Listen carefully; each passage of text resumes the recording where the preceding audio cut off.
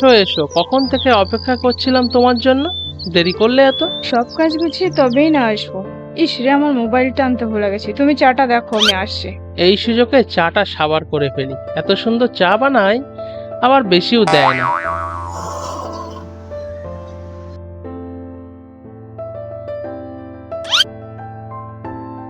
হ্যাঁ, আমার চা কোথায় গেল?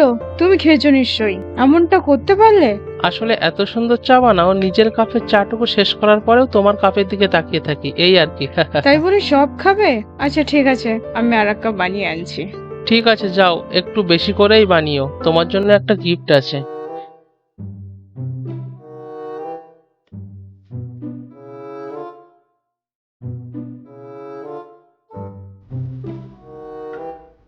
নিয়ে আসো তাড়াতাড়ি। এই মিষ্টি সকালে তোমার হাতের মিষ্টি চা, উফ, আর কি লাগে।